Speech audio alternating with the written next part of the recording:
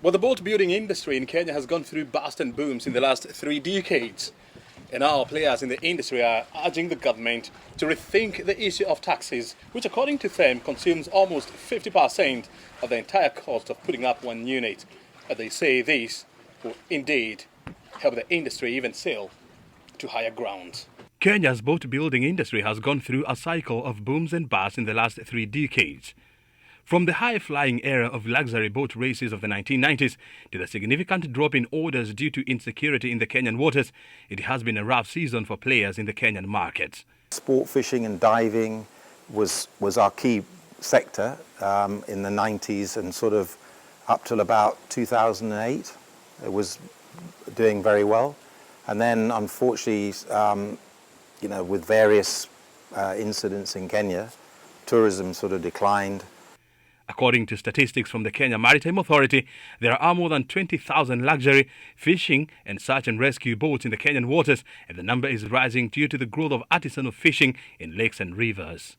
However, the growth of the Kenyan-made boats is facing a bleak future due to high taxes that makes up almost half of the cost of locally assembled boats.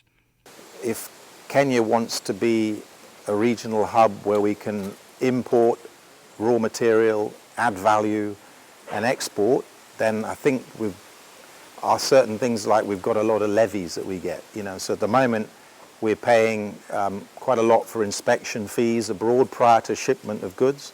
So we're paying inspection fees now. We're having to send a lot of test reports that the inspection companies now witness the tech containers. So that has a cost. Then when the goods get here, we've now got the IDF fee, which 10, 15 years ago was supposed to cover that inspection. So really the IDF fee is a charge for, we're not really sure what we get for the IDF fee, that's 2-point-something%. Yeah. And then we're paying a railway levy of 1.4%.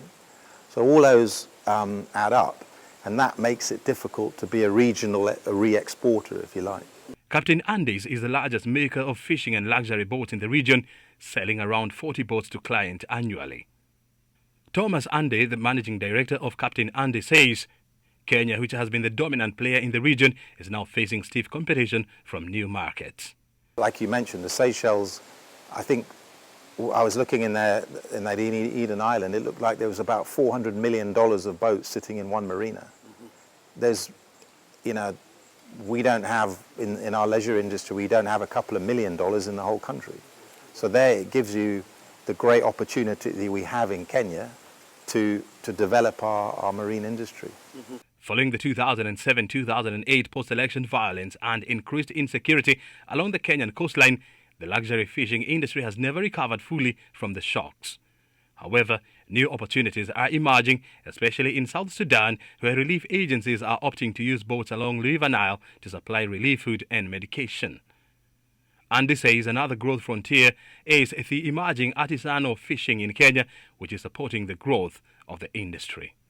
O'Brien Kimani for Channel 1 News Hour.